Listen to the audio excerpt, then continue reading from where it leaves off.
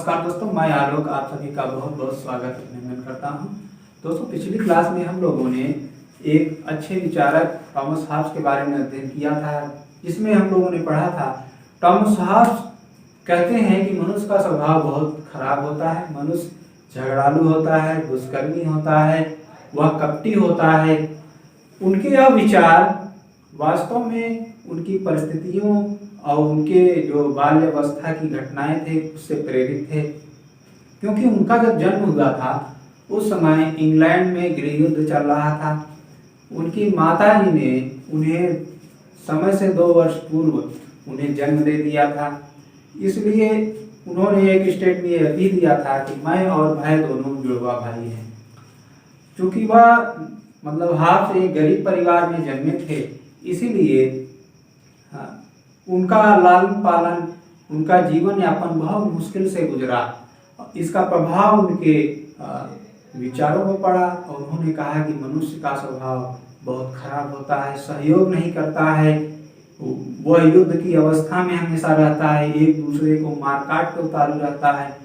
वह दूसरी तरफ दोस्तों एक नए विचारक जॉन लॉक हैं, जिनका जन्म एक पूंजीपति उद्योगपति परिवार में हुआ। इनका लालन पालन बहुत अच्छे से हुआ। इनको जीवन में सारी सुविधाएं, सारी अवसर उपलब्ध हुए। इसीलिए इनका जो विचार सामने आता है, वो कहते हैं कि मनुष्य का स्वभाव बहुत अच्छा होता है। वह सहयोग, सद्भावना और एक दूसरे के प्रति करुणा की तरह जीवन व्यतीत करता है। मनुष्य जो है भाईचारे के साथ एक दूसरे के साथ रहता है। तो इस तरह से हॉब्स और लॉक के जीवन में, विचारों में काफी भिन्नता हमें देखने को मिलती है। जॉन लॉक एक पूंजीपति उद्योगपति खानदान से थे, इसीलिए इनके विचार पूंजीवादी भी थे। ये आगे चल के पूंजीवाद, उदारवाद, व्यक्तिवाद के पिता भी बने। इसके पहले हम देख चुके हैं व्यक्तिवाद के प्रथम प्रवर्तक टॉमस हॉब्स थे, जबकि व्यक्तिवाद के जनक जो है जॉन लॉक कहे जाते हैं। तो दोस्तों, इस तरह से जॉन लॉक का जन्म 1632 में इंग्लैंड के समरसेट या कैरिंगटन नामक स्थल पे हुआ था। इनके पिता उद्योगपति ईसाई थे। इनकी शिक्षा ऑक्सफोर्ड विश्वविद्यालय में हुई थी, ठीक उसी तरह से जैसे टॉमस हॉब्स की हुई थी। इनका निवास दोस्तों फ्रांस और हॉलैंड में हुआ था, जबकि इनका जन्म इंग्लैंड में हुआ था। आपको मालूम होगा कि इंग्लैंड में हॉब्स का भी जन्म हुआ था। दोस्तों, जॉन लॉक एक ऐसे विचारक हैं जो पूंजीवाद, उदारवाद और व्यक्तिवाद के जनक भी माने जाते हैं, प्रमुख प्रवर्तक माने जाते हैं। जबकि व्यक्तिवाद के प्रथम प्रवर्तक कौन माने जाते हैं? टॉमस हॉब्स माने जाते हैं। दोस्तों, अमेरिकी क्रांति का प्रेरणा स्रोत कौन सा विचारक था, यह पूछा जाता है। सीधा सवाल है। जॉन लॉक ही अमेरिकी क्रांति के प्रेरणा स्रोत थे। और साथ ही साथ यह भी जान लें कि अमेरिकी संविधान पर अगर किसी विचारक का प्रभाव था तो वो जॉन लॉक का प्रभाव था। दोस्तों, जॉन लॉक एक ऐसे विचारक थे जिन्होंने संवैधानिक राजतंत्र या सीमित सरकार का समर्थन किया। संवैधानिक राजतंत्र या सीमित सरकार का समर्थन किया। इंग्लैंड में जॉन लॉक से पहले दैवी अधिकार या दैविक शक्ति अधिकार का बोलबाला था। इसके बाद टॉमस हॉब्स का निरंकुश राजतंत्र प्रचलन में था। लेकिन जैसे ही जॉन लॉक इंग्लैंड में आते हैं तो उन्होंने एक नया कॉन्सेप्ट दिया, सीमित सरकार या संवैधानिक राजतंत्र का। दोस्तों, जॉन लॉक एक ऐसे विचारक हैं जिन्होंने एक प्रसिद्ध किताब लिखी थी, two treatise of civil government. Two treatise of civil government, शासन पर 2 निबंध के नाम से भी जाना जाता है। इस किताब में 2 खंड में प्रकाशित हुई थी। पहले खंड में इन्होंने रॉबर्ट फिल्मर द्वारा दैवी उत्पत्ति के अधिकार का खंडन किया और दूसरे खंड में हाथ द्वारा निरंकुश राजतंत्र की प्रणाली का खंडन किया।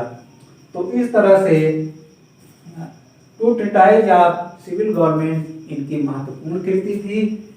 इस कृति पर वाहन ने एक स्टेटमेंट दिया जो बहुत प्रसिद्ध है। वाहन ने कहा कि लॉक की ट्रीटाइज एक ऐसी दोनाली बंदूक है जिसकी एक नाल रॉबर्ट फिल्मर की ओर तनी हुई है तो दूसरी नाल थॉमस हॉब्स की ओर तनी हुई है। बार बार पूछा गया है दोस्तों।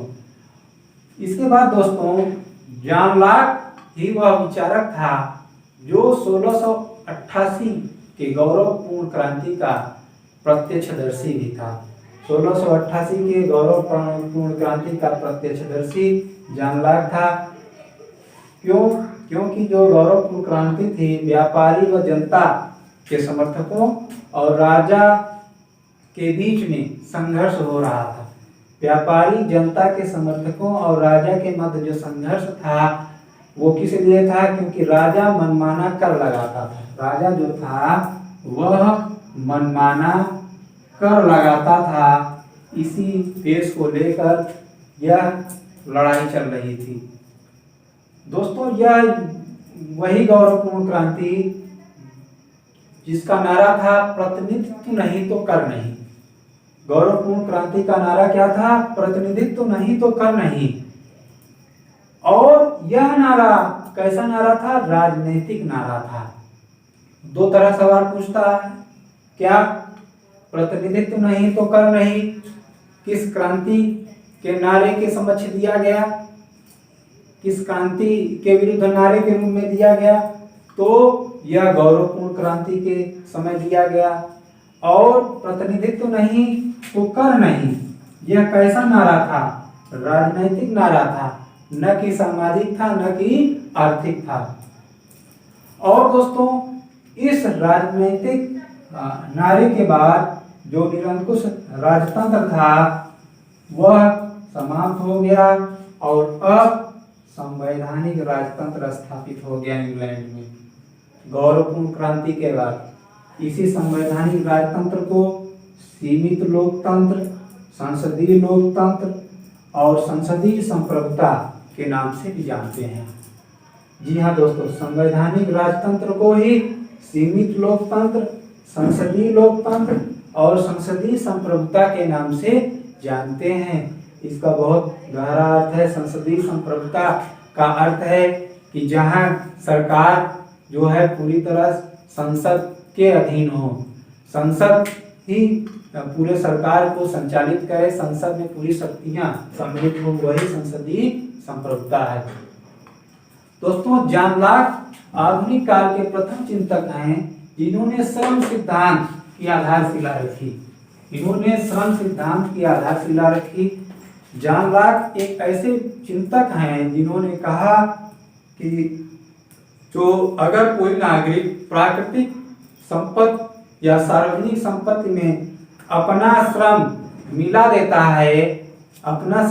देता है तब वह व्यक्ति की निजी संपत्ति हो जाती है। कोई संपत्ति है उसमें सार्वजनिक संपत्ति में व्यक्ति अपना संपत्ति मिला दे तो वह उसकी निजी संपत्ति हो जाती है। जैसे जंगल में अगर कोई भूखंड है, कोई व्यक्ति जाकर उस भूखंड की सफाई करके बाड़ा लगा दे तो वो एक तरह से उस व्यक्ति की भूखंड हो जाएगा।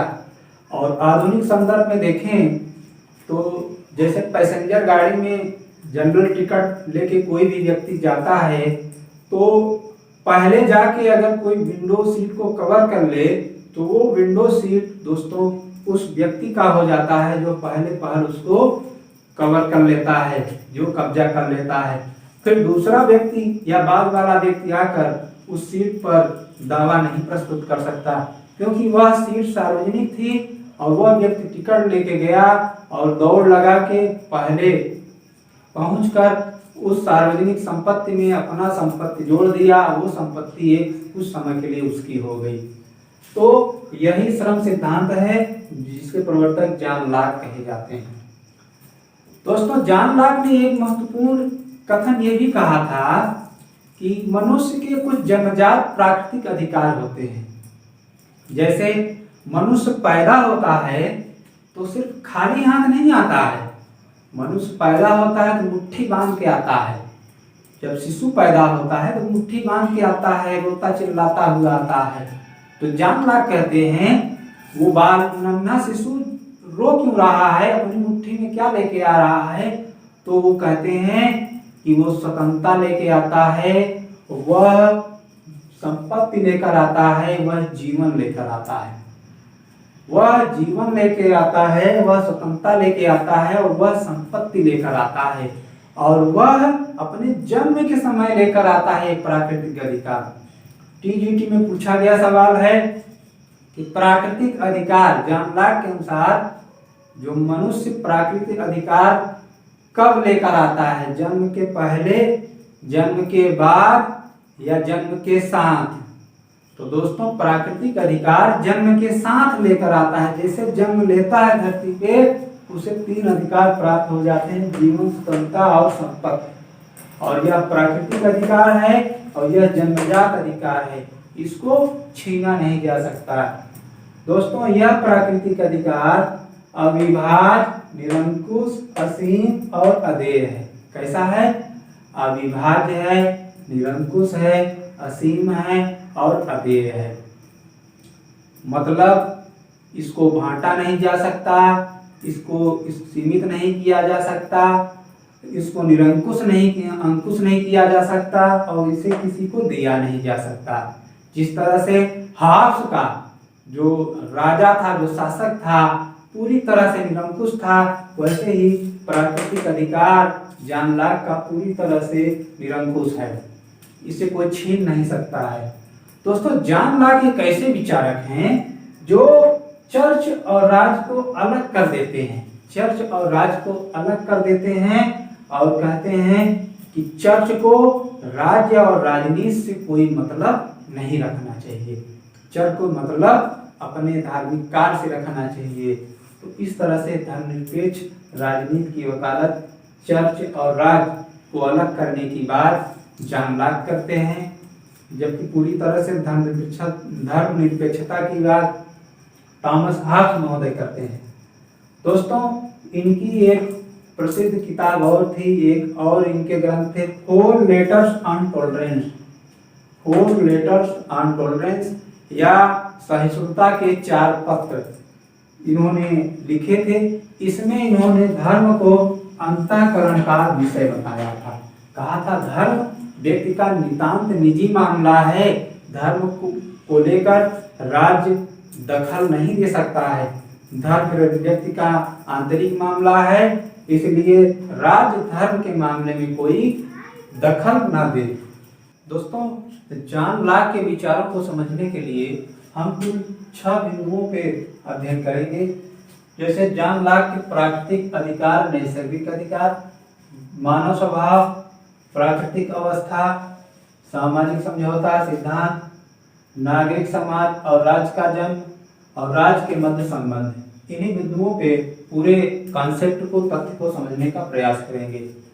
जॉन लॉक ने प्राकृतिक अधिकार या नैसर्गिक अधिकार के संबंध में बताया कि मनुष्य को जन्मजात रूप से जन्म के साथ ही कुल 3 प्राकृतिक अधिकार प्राप्त है, जिसे राज्य छीन नहीं सकता, कोई व्यक्ति उसे ले नहीं सकता और उसको कम नहीं किया जा सकता। वो कौन से थे 3 अधिकार?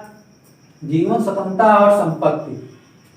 दोस्तों इन तीनों अधिकार में जो सबसे महत्वपूर्ण है वह संपत्ति का अधिकार। जॉन लॉक कहते हैं कि जीवन, स्वतंत्रता, संपत्ति में संपत्ति सबसे महत्वपूर्ण अधिकार है और संपत्ति के अधिकार में ही जीवन और स्वतंत्रता का अधिकार सम्मिलित है। दोस्तों जरा ध्यान करिए, जॉन लॉक एक उद्योगपति के बेटे थे, पूंजीपति के बेटे थे। उनको सबसे ज्यादा प्यारा संपत्ति और धन दौलत था, इसीलिए उन्होंने जो कॉन्सेप्ट दिया, कहा कि जो प्राकृतिक अधिकार है जिसको कोई छीन नहीं सकता, वो क्या होना चाहिए? वो संपत्ति होनी चाहिए, वह जीवन का अधिकार होना चाहिए, वह स्वतंत्रता का अधिकार होना चाहिए। इन तीनों अधिकारों में संपत्ति को सबसे महत्वपूर्ण माना। कई बार पूछा गया सवाल है कि जीवन, स्वतंत्रता, संपत्ति के अधिकार में सबसे महत्वपूर्ण अधिकार जॉन लॉक किसे मानते हैं, तो वह कोई और नहीं, संपत्ति का अधिकार को मानते हैं।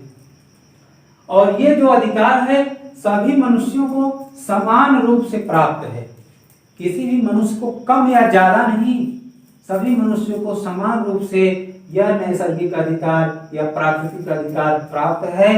और दोस्तों संपत्ति का अधिकार तो सबसे महत्वपूर्ण है। इसके बाद उन्होंने मानव स्वभाव के बारे में बताया कि मानव स्वभाव का जो चित्रण किया उसमें मानव का बहुत सुंदर स्वभाव बताया। कहा कि मनुष्य में प्रेम, दया, सहानुभूति के गुण होते हैं। मनुष्य एक दूसरे से प्रेम करता है, एक दूसरे पे दया करता है, एक दूसरे के दुख में दुखी, सुख में सुखी हो जाता है। सहानुभूति, भाईचारा, सहयोग का उसके अंदर विशेषता है। और मनुष्य एक सामाजिक प्राणी है। यह भी स्टेटमेंट जॉन लॉक के साथ जुड़ा हुआ है कि मनुष्य एक सामाजिक प्राणी है। यह किसका कथन है? जॉन लॉक का है। दोस्तों अब प्राकृतिक अवस्था की बात करें, अगर हम प्राकृतिक अवस्था में जॉन लॉक ने क्या बताया, एक परिकल्पना करते हैं ये लोग कि प्राकृतिक अवस्था कैसी थी और उस प्राकृतिक अवस्था में क्या समस्याएं थी, क्या विशेषताएं थी। उस प्राकृतिक अवस्था को छोड़कर एक नए युग में प्रवेश क्यों कर गए, एक राज्य में क्यों प्रवेश कर गए, एक लोकतंत्री शासन प्रणाली में क्यों प्रवेश कर गए। जॉन लॉक कहते हैं प्राकृतिक अवस्था बहुत अच्छी अवस्था थी। यहाँ मनुष्य शांति, सहयोग, सद्भावना और मेल जोल के साथ रहता है। मनुष्य शांति के साथ, सहयोग के साथ, सद्भावना और मेल जोल के साथ एक दूसरे के साथ रहता है। यहाँ प्राकृतिक कानून का सभी लोग बहुत अच्छे से पालन करते हैं, आदर करते हैं। जो प्राकृतिक कानून है वह सभी के लिए समान है, कम या ज्यादा किसी के लिए नहीं है, सबके लिए एक समान है। और दोस्तों ये सारी तो विशेषताएं थी, लेकिन जब इतनी विशेषताएं अच्छी अच्छी थी तो क्या जरूरत थी उस प्राकृतिक अवस्था को छोड़कर एक नया राज्य बनाने की। रह गए होते उसी प्राकृतिक अवस्था में जब इतनी उत्तम अवस्था थी, इतना मानव सहयोग कर रहा था, दया कर रहा था, मेलजोल के साथ रहता था, उसे छोड़कर क्यों आ गए दूसरी अवस्था में। तो दोस्तों इसके जवाब में जॉन लॉक उत्तर देते हैं, कहते हैं ये सारी अवस्थाएं तो थी, ये सारी विशेषताएं थी। मनुष्य बहुत अच्छा था, मनुष्य मेलजोल के साथ रहता था, दयालु प्राणी था, सहयोग करता था, लेकिन कुछ दिक्कत थी दोस्तों। और वो दिक्कत क्या थी? वो दिक्कत यह थी, कुछ असुविधाएं थी, जैसे कानून बनाने वाला कोई नहीं था, कानून बनाने वाला कोई नहीं है, कानून को लागू करवाने वाला कोई नहीं है, और कानून की व्याख्या करने वाला कोई नहीं है।